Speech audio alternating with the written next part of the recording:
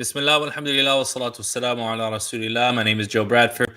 I'm here to talk to you about an issue that I was asked about recently and I want to give some clarification about. And that is the issue of, can a Muslim convert, inherit from their non-Muslim relative?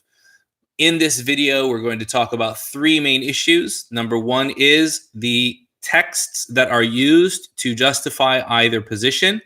Secondly, we're going to talk about the concept of inheritance versus a testamentary gift. And then thirdly, we're going to talk about the concept of preservation of wealth or value and the appropriate use of that wealth and value.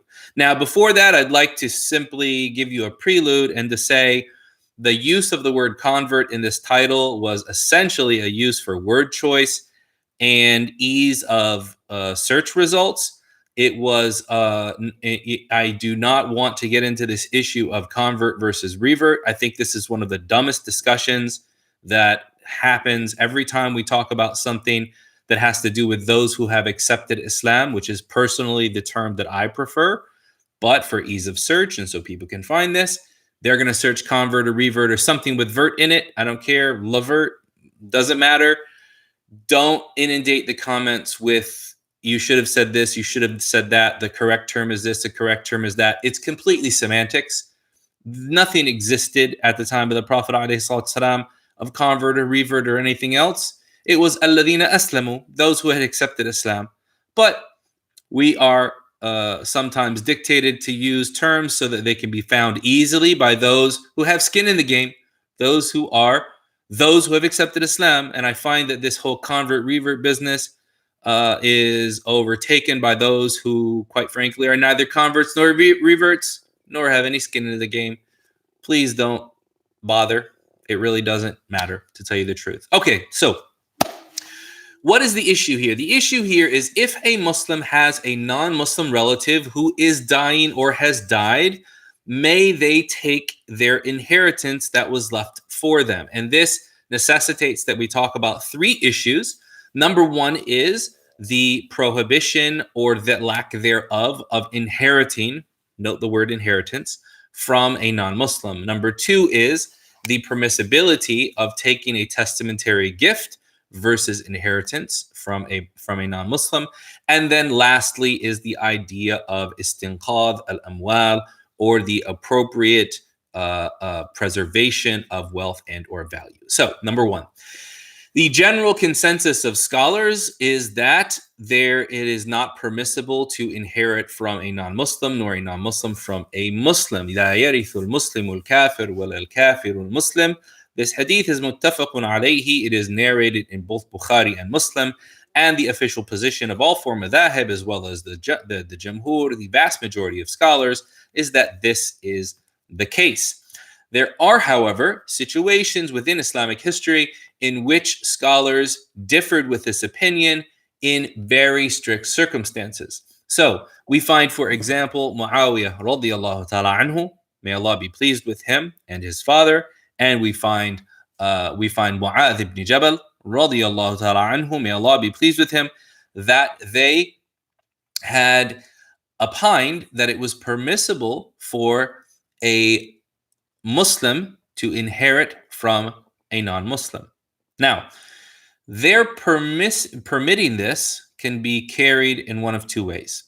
Either that they are not applying the hadith that we mentioned to situations in which Muslims and Christians are living peacefully with each other, and they are simply looking at the flow of funds and the power dynamic, or secondly, that they didn't know the hadith that we mentioned earlier, and therefore they applied an analogy. And some scholars have mentioned, such as Ibn Rushd in his Bidayat al-Mujtahid, that the analogy that they made was the marriage of non-Muslim women. It is permissible to marry Christian and Jewish women, where it is not permissible for Christian and Jewish men to marry Muslim women. So this shows that there can be an offset between the two, and that the primacy is given to the idea of Islam and the empowerment of Islam, through allowing the Muslim to inherit from his non-Muslim relative. Now, obviously, that is a qiyas, it is an analogy which flies in the face of the text.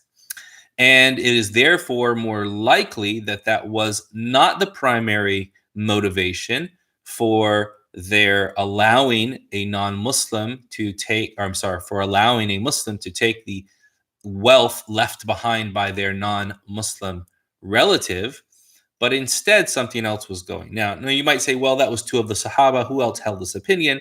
Well, Sa'id ibn Musayyib, radiallahu anhu, and Muhammad ibn al-Hanafiyyah, rahimahullah, wa radiya anhu, Muhammad ibn Hassan ibn Hussein, and others from amongst the Tabi'een had taken this opinion.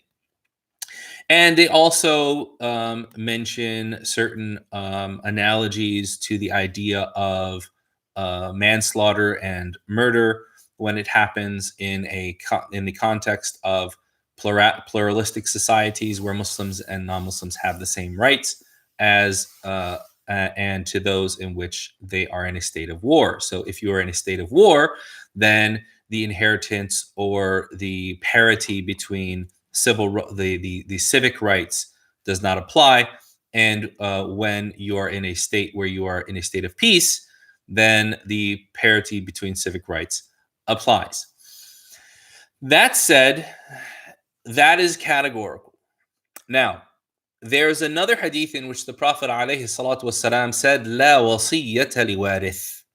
There is no testamentary gift given to an inheritor. What does that mean? That means that if I were to die, and I am allowed, because of the hadith of Sa'id ibn Abi Waqqas, that the Prophet ﷺ said, "Ath-thuluthu wa-thuluthu kathir," a third and a third is still much. I may give, as a Muslim, I may give up to 1/3 of my total residual estate, meaning after I die, subtract my funeral expenses, subtract the debts that I owe to people. Let's say I had $10,000. I'm sorry, $100,000. I owe $10,000 in debt. I owe $10,000 for my funeral costs. I now have $7,000 or $8,000 left over. I can now give away 1/3 of that $80,000. I said 8,000. That's wrong. I can give away 1/3 of that $80,000 in charity to individuals, or to I can give it away to individuals or to organizations or to causes which are charitable. And so I can give away about $26,000 of that $80,000. And then whatever's left after that $26,000, that would then go to and be distributed amongst my inheritors. Is it permissible for me as a Muslim to give away portion of that 1/3 to a non-Muslim? Yes, it is. Why? Because the Prophet ﷺ said, "La wasiyyata liwarith." There is no testamentary gift to an inheritor, which means that if a person is officially not an inheritor, they may by default take a testamentary gift. So if you are prohibited from inheriting to or from your non-Muslim relative or friend or whoever it may be, meaning you giving them a stipulated portion from the percentages mentioned or the residuals mentioned in the Quran, then by default, they may receive part of that 1/3 of your testamentary or charitable gifting from your will. And that's a very important point for you that are writing your wills. You're going to want to understand that if you have people who don't generally inherit from you, whether they be Muslim or non-Muslim, whether they are close to you or not, then it is recommended to give them something from that testamentary gift, that up to 1/3 of your entire estate, so as to honor them. So, for example, if you have a stepchild that doesn't necessarily inherit from you, give them from you. You have a non-Muslim relative you're very close to, especially your mother or your father, your brothers or your sisters that you're very close to, then you should write that in there for them. But that's not the issue here. The issue is if a non-Muslim puts you in their will, are you allowed to take that money that they leave you? And the answer is yes. And this is based on the understanding of this hadith. La wasiyyata liwarith. There is no testamentary gift for an inheritor. So if you are precluded from being an inheritor from them, you can still take the gifts that they leave you. And so all wills at least here in the United States, are considered to be the testamentary gifts that are given from the estate of the person who who is deceased. Why? Because there is no religiously dictated inheritance law. All right. Now, you might be saying to yourself, well, is this precluded by the 1/3 that was dictated? No, that 1/3 is applicable to Muslims only.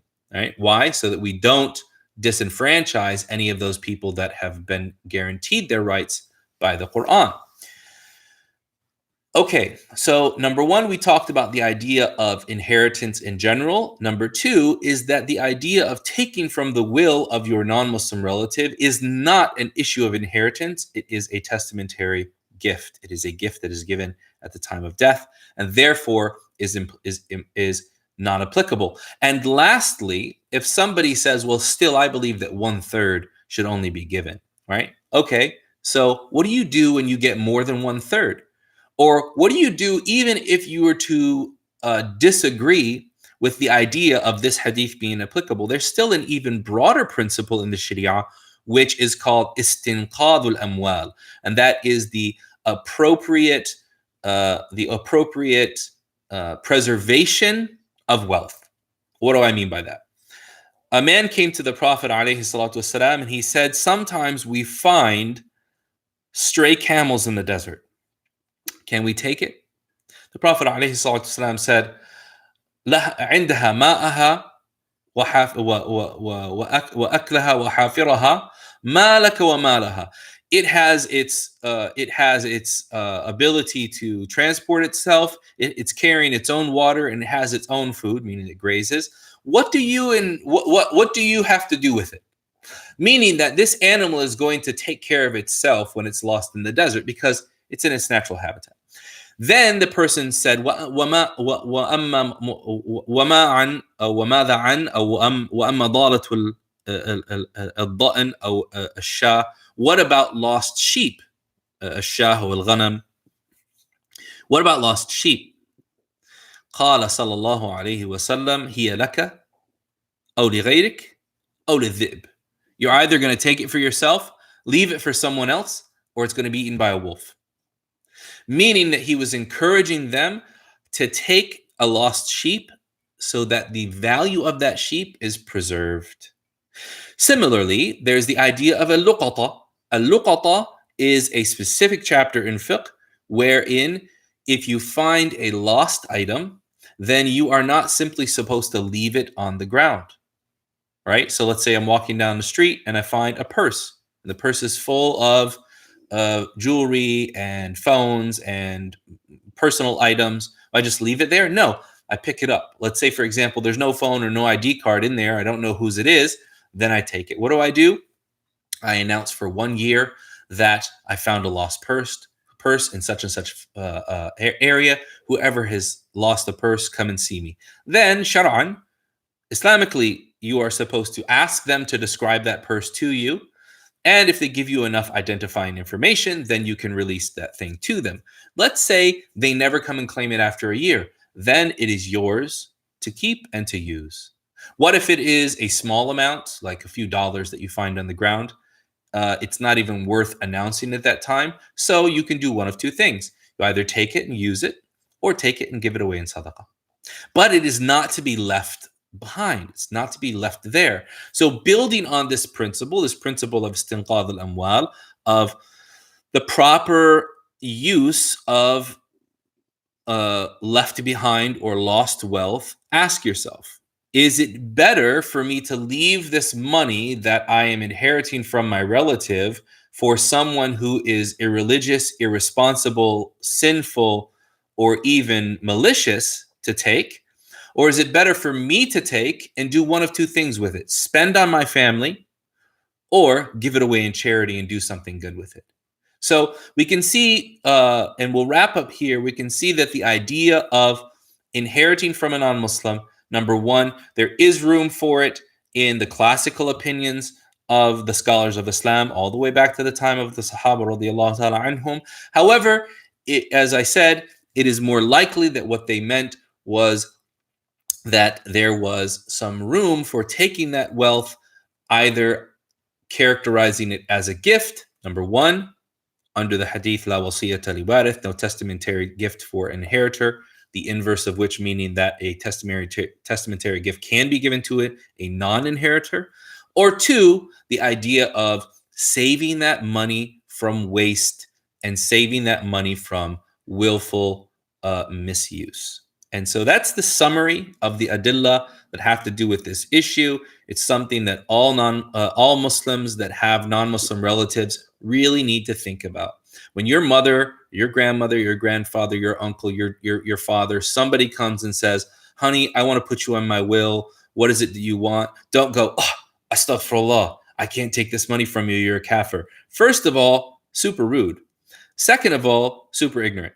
So learn before you make those type of mistakes and you make your relatives feel as if they're not allowed to care for you. They're only going to name you in their will because they care for you and they want to do something good for you. Maybe they want to empower you because they like how much you've changed and how better of a person you are. But you're never going to do that if you take very shallow readings of the Sharia and you do off-putting things to them. So remember, maintain your composure, maintain your character. Don't say things unless you know them, and research the issue. And then even if you disagree with me in this video, which is completely fine, when you go and talk to your relatives, don't be off-putting. Don't do things or say things to them that are going to make them feel as if they're bad for wanting to care for you after they're gone. You need to do something that is what they call tatyib al-khatir.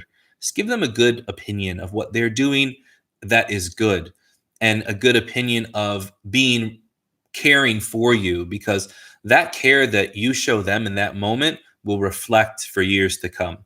So that's all I have to say for you, say about this issue to you this evening. I hope that it was beneficial. If I said anything correct, it's from Allah alone. If I said anything incorrect, it's from me and from Shaitan. Jazakumullahu khairan. I hope to be doing more of these videos soon now that my voice is better. And assalamu alaikum wa rahmatullah. Subhanakallahumma wa bihamdik. Ashhadu an la ilaha illa anta astaghfiruka wa atubu ilaik. See you all next time.